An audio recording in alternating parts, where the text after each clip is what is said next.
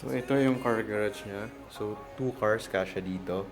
Then here we have a setback of mga 2 meters sa gilid. So pwede ka maglagay ng mahabang table, or pwede rin dito yung laundry area or sampayan ng mga damit.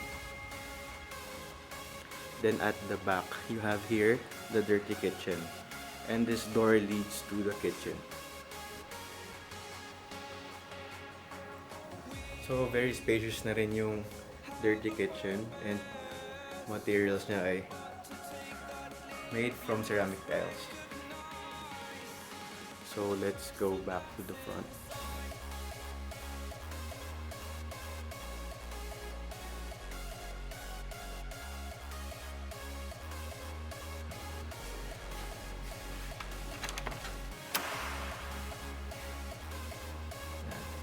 So pagpasok nyo,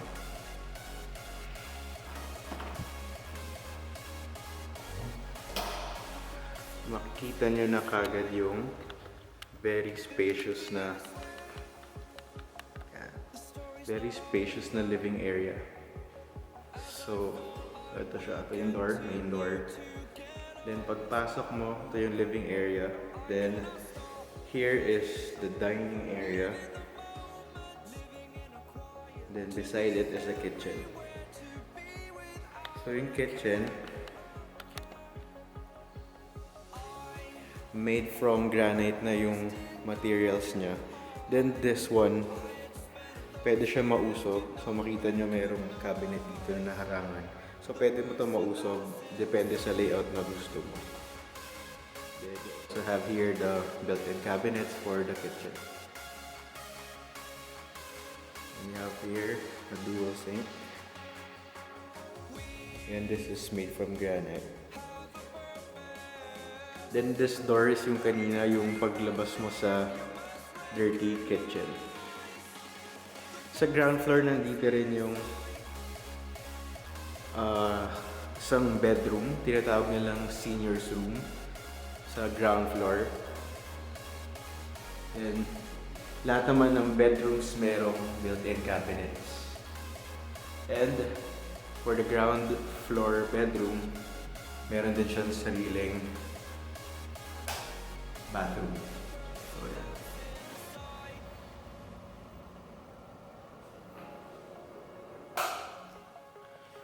So, punta tayo sa taas. Oh, before tayo pumunta sa taas, merong powder room dito. Sa tabi ng stairs. Yan. So, meron na rin siyang exhaust fan. Here we go. Sa taas tayo.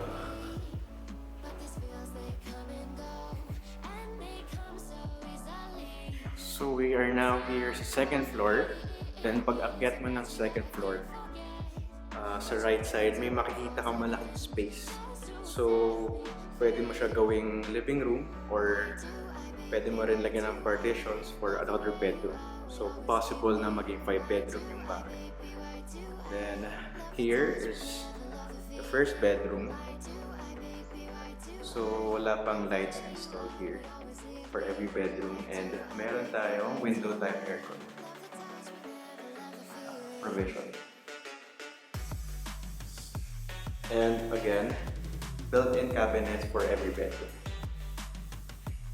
You also have the view here. So kita mo dito yung the Hive Taytay.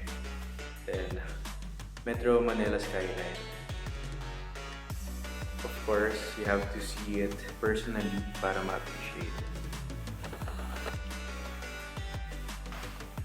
So let's go to the other bedroom. This one's the second bedroom. Again, no lights installed. Window type aircon provision and built-in cabinets.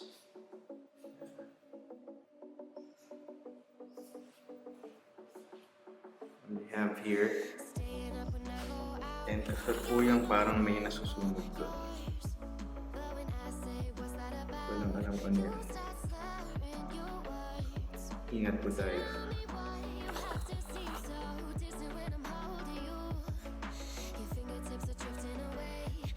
Then we have here the bathroom. Ito may lights and all that. So we have the bathroom. So buong wall may tiles. I think it's 80 by 80 tiles. Green colors. There. So again, ito yung malaking space kanina. Yan. We'll go to the master's bedroom. So this was the master's bedroom. Yung master's bedroom, yung view naman niya is sa amenities area. So ito yung view ng amenities area. You can see here the basketball court. Beside the basketball court is a clubhouse and nandun din yung swimming pool.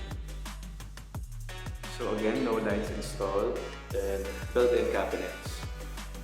And then yung master's bedroom, meron siyang sariling bathroom.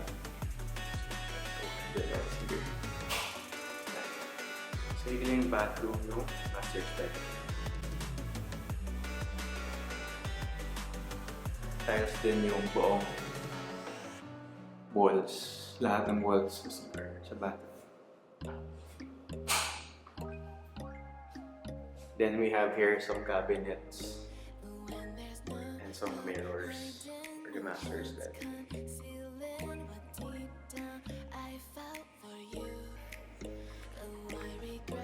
So this door leads to the balcony. So meron din ulit space dito na pwede mo rin gawing another receiving area. So you have the option to have it another living area or pwede rin another bedroom. So it depends on what you are planning to do. So this is the balcony. Then you can see here yung amenities. So it's just beside the basketball court. Here's the full view of the balcony. Then mayroong side sa balcony na yung kanina nakita natin. Makita natin yung setback sa gilid. So maybe if may party ka, pwede mong lagay yung mga tables din sa baba. Then view here of some house of the other village katabi.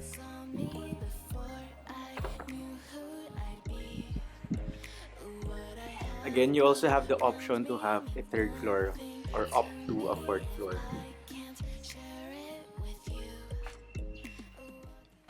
For inquiries, viewings, or if you want to market your property through us, just contact the numbers below. Also, please like and subscribe.